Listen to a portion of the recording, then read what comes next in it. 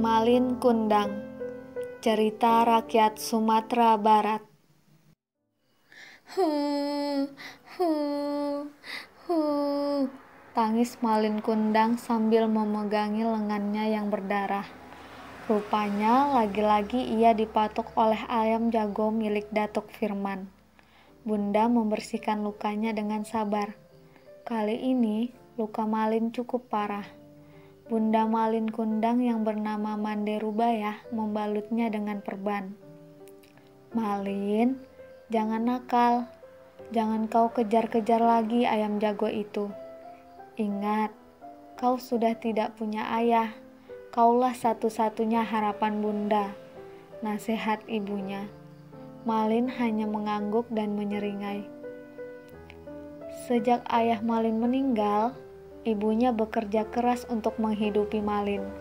Ia membantu para nelayan membongkar ikan hasil tangkapan di pantai. Kadang Malin ikut dengannya. Di sana, Malin bertemu dengan saudagar Ali, salah satu orang kaya di kampung itu. Saudagar Ali telah menganggap Malin seperti anaknya sendiri. Beliau mengajari Malin cara berdagang dan mengemudikan kapal. Bagi saudagar Ali, Malin cerdas dan dewasa, tidak seperti anak kecil pada umumnya. Ketika Malin beranjak dewasa, saudagar Ali mengajaknya untuk ikut berlayar ke negeri seberang. Di sana, ia akan mengenalkan Malin pada saudaranya yang juga memiliki usaha perdagangan. Malin pun berpamitan pada ibunya, Mande Rubayah. Bunda, saudagar Ali mengajakku untuk ikut dengannya. Izinkan aku pergi, Bunda, karena aku ingin bekerja di negeri seberang. Jika aku sukses, aku akan kembali dan memboyong Bunda. Ibunya menunduk.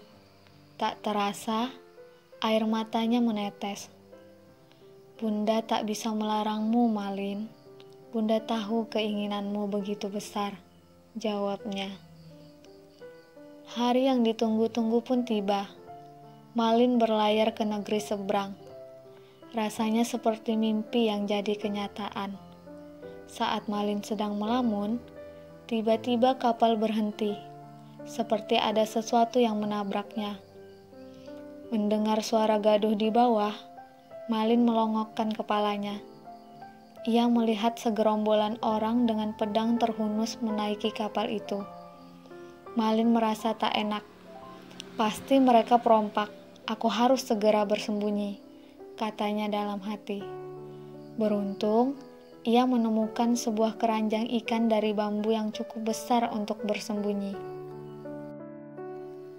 Para perompak itu mengambil semua uang dan emas milik saudagar Ali. Mereka juga membunuh saudagar Ali dan anak buahnya. Malin selamat, karena para perompak itu tidak tertarik pada keranjang bambu tempat persembunyian Malin. Mereka hanya mengobrak-abrik peti-peti yang berisi uang dan emas. Sepeninggal para perompak itu, Malin keluar dari tempat persembunyiannya. Ia mengemudikan kapal itu ke daratan terdekat. Malin lalu menceritakan apa yang terjadi pada penduduk setempat. Warga bergotong royong untuk menguburkan jenazah saudagar Ali dan anak buahnya. Karena tak tahu harus pergi kemana, Malin memutuskan untuk tinggal di sana. Ia menggunakan kapal saudagar Ali untuk mengangkut barang-barang penduduk yang akan dikirim ke tempat lain. Malin menerima bayaran dari jasa pengiriman itu. Lama-kelamaan, jasa pengirimannya itu berkembang pesat. Malin bahkan bisa membeli kapal-kapal yang lain.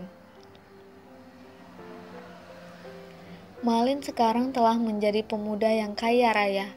Ia menikahi seorang gadis yang cantik, anak tetua kampung itu. Sadar bahwa istrinya berasal dari keluarga yang terpandang, Malin pun merahasiakan asal-usulnya. Tiap kali istrinya bertanya tentang orang tuanya, Malin selalu menjawab kalau mereka sudah meninggal.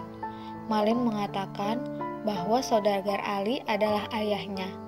Ia tak tahu bahwa ibunya menunggu dengan hati cemas di kampung halaman. Suatu hari, Malin dan istrinya pergi berlayar. Entah mengapa, Nahkoda membawa kapal itu ke arah kampung halaman Malin. Mendekati bibir pantai, Malin tersadar. "Bukankah ini kampung halamanku?" bisiknya cemas. Baru saja Malin ingin meminta nahkoda untuk berbalik arah, istrinya berteriak kegirangan. "Suamiku, lihat! Kapal nelayan itu sedang membongkar ikan. Aku ingin sekali makan ikan segar. Ayo kita turun untuk membeli ikan." Malin tak kuasa menolak. Ia dan istrinya berjalan menuju kapal nelayan itu. "Minggir, minggir, saudagar Malin mau lewat," kata anak buah Malin. Mande Rubayah, ibu Malin yang kebetulan sedang membantu para nelayan terkesiap. "Malin, apakah aku tidak salah dengar?" Mata wanita itu mencari-cari dan hatinya berdesir. "Ya, benar, itu Malin anakku." Tak bisa menahan diri, ia berlari ke arah Malin. "Malin, Malin kundang anakku!" teriak ibunya. Ia memeluk Malin erat-erat dan menangis. Malin kaget bukan kepalang. Ia tak siap dengan keadaan itu. Istrinya menatapnya dengan heran. "Malin, bukankah kau bilang ibumu sudah meninggal sejak kau kecil?" Malin cepat-cepat melepaskan diri dari pelukan ibunya. "Hei kau wanita tua, berani sekali kau menyebutku anakmu," teriak Malin lantang. Bunda terpana mendengar ucapan Malin itu. "Malin, anakku sayang, sudah lupakah kau pada bundamu sendiri?" ratap wanita itu. Istri Malin berusaha menengahi keadaan. "Wahai ibu, apakah ibu bisa membuktikan bahwa Malin benar-benar anak ibu?" tanyanya dengan santun. "Semua orang di kampung ini tahu bahwa Malin adalah anakku.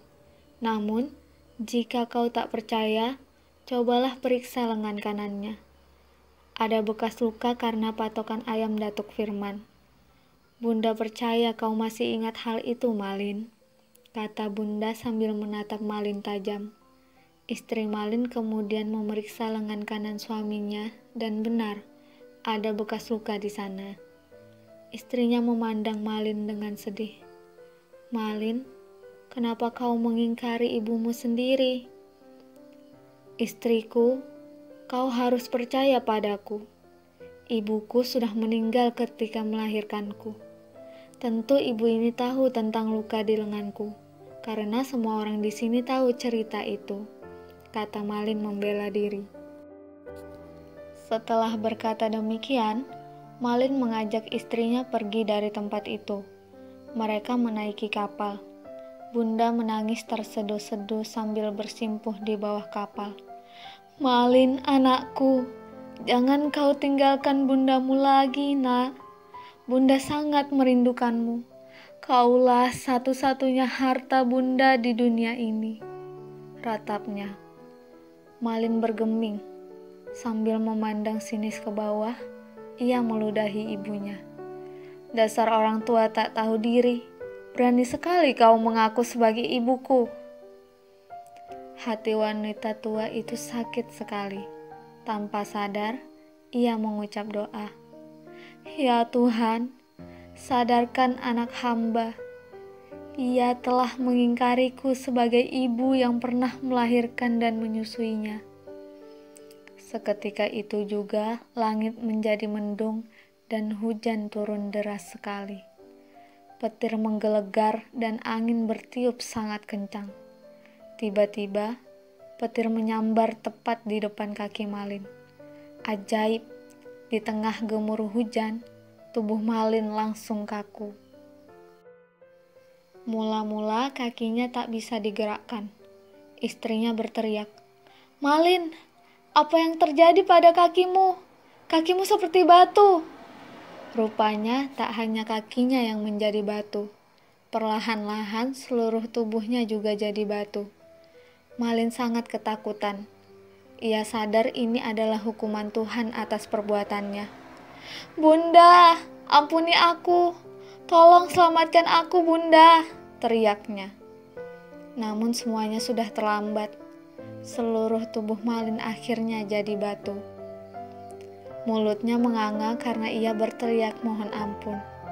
Ibunya menangis. Istri Malin pun menangis. Mereka berdua memeluk Malin yang sudah jadi patung. Konon kabarnya, batu yang menyerupai Malin Kundang masih dapat ditemui di pantai air manis di sebelah selatan Kota Padang, Sumatera Barat.